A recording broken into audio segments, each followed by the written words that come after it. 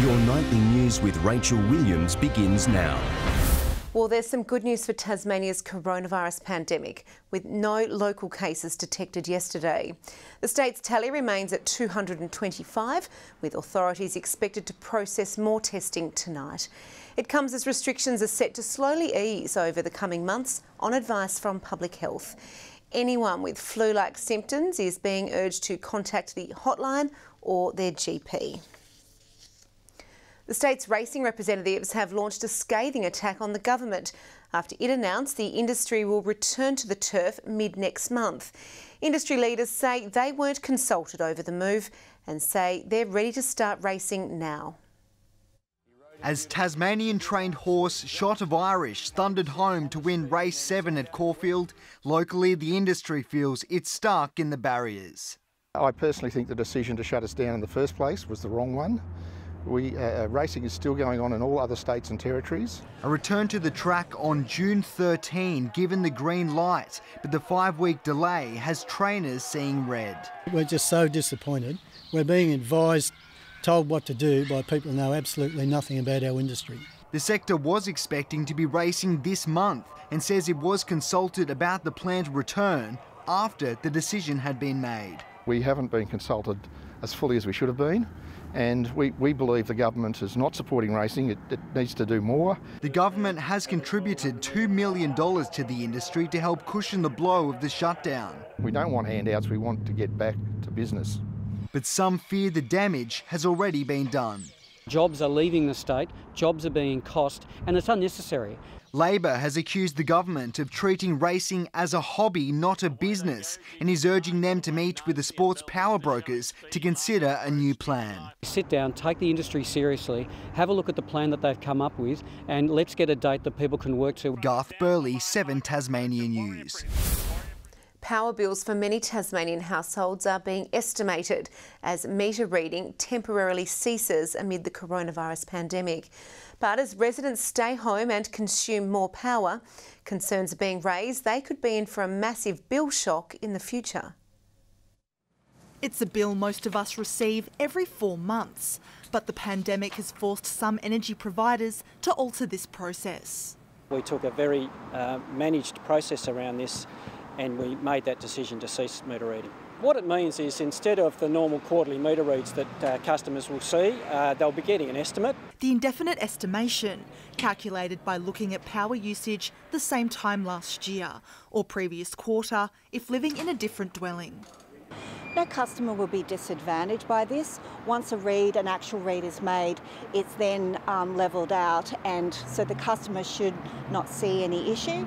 But as many isolate and stay home for work and education, concerns have been raised over higher power use, leading to potential bill shock, especially on those currently struggling. So the number of people living on lower incomes has increased significantly in the last couple of months. So we are looking at a very large number of our fellow Tasmanians really struggling in this way.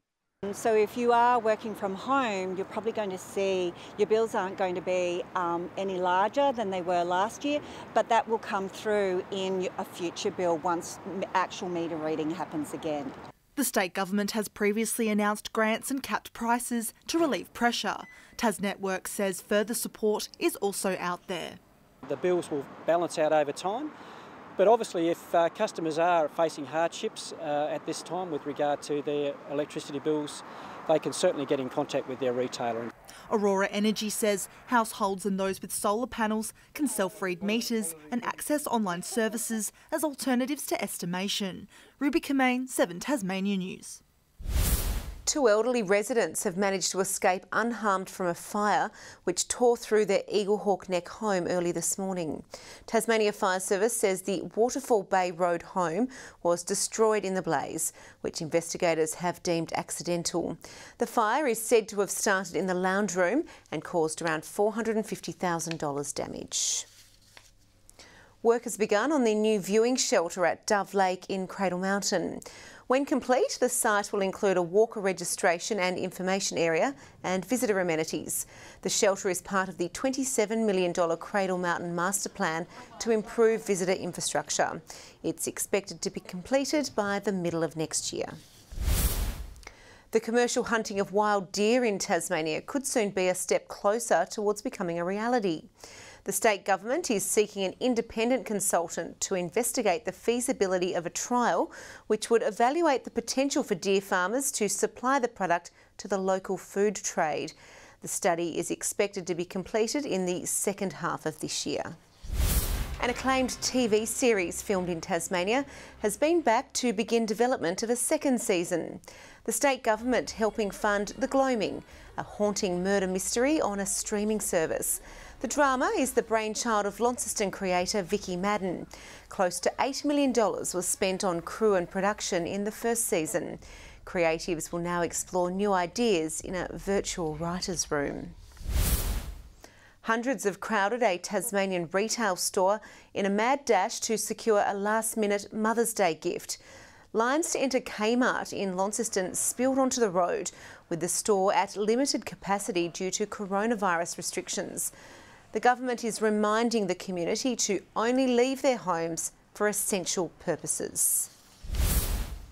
A local charity is adapting to the pandemic's challenges to ensure Tasmanian families are supported when they need it most. Tassie Mums trialling a drive-through event to receive donations, an initiative proving to be a success. Rolling on in, packed to the brim with life-changing items. We've donated a playmat, some children's clothes and some books. These generous Tasmanians taking part in Tassie Mums drive-through donation event. There's far too many children that just don't get what my kids and grandkids have been fortunate enough to have. Following social distancing measures, dozens of cars pop the boot for their donations to be collected.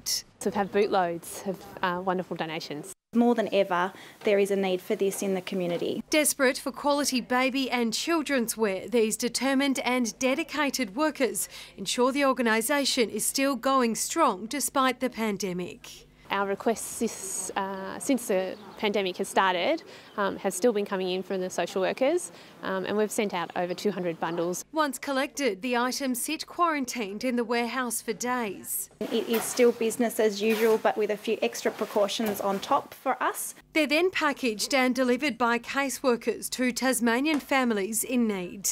This bundle will soon be gifted to a little girl. Everyday essentials, underwear, pyjamas for winter, and nice, clean, packaged up clothing. While this room looks full with items, there's always room for more. And if it's something that you would love to give to your best friend if they were in need, it would totally be suitable for us to re-gift to somebody else. We just rely on the kindness of the Tasmanian public, which has been incredibly generous. To donate, visit the Tassie Mums Facebook page. Louise Hobart, 7 Tasmania News. Good evening everyone. Rain statewide today with Launceston and Devonport 14 degrees and 13 in Hobart and Burnie. Across the state, Flinders Island, St Helens and Friendly Beach is reaching the state's top of 16, 14 in Smithton and Lowhead, King Island a top of 13 and 12 in Ouse and Strawn. A frontal cloud can be seen over Tasmania and Victoria today. Thunderstorms are observed to the east of Tasmania associated with the prefrontal trough in the Tasman Sea. Further out, the cloud band associated with the cold front can be seen crossing southeast Australia. Thunderstorms are observed over inland New South Wales and in the Tasman Sea, while the rest of the country is relatively cloud-free. Tomorrow's chart shows the cold front in the Tasman Sea with the associated trough extending north into Queensland. A large high-pressure system lies over South Australia and extends ridges across most of the continent.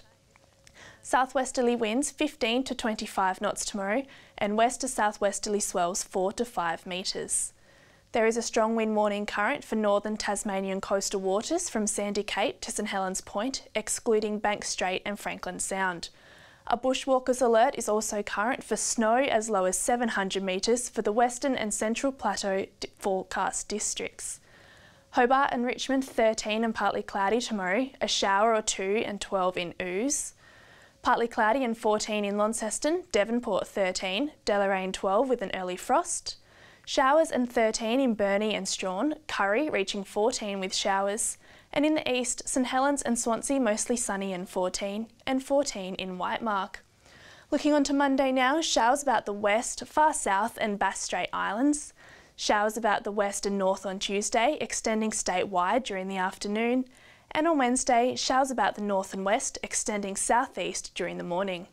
Sunny in Perth tomorrow, 17 in Adelaide, possible showers in Melbourne, Canberra a top of 13 and 34 in Darwin. And currently, Hobart, Launceston and Devonport are all 9 and mostly cloudy, and Rach, that's Saturday night's weather. Nice and easy, lovely. Thank you very much for that, Chelsea. Well, before we leave you this evening, crowds in California defied stay-at-home orders to watch a natural neon show at the beach. The blue bioluminescent waves, often called a sea sparkle, are caused by an algal bloom of phytoplankton, which light up at night. It happens every few years along Southern California's coastline. It's pretty. Well, that's all your news for now. Wishing all of the mothers out there a happy Mother's Day tomorrow, and I'll see you with all the latest news at 6 p.m. Good night.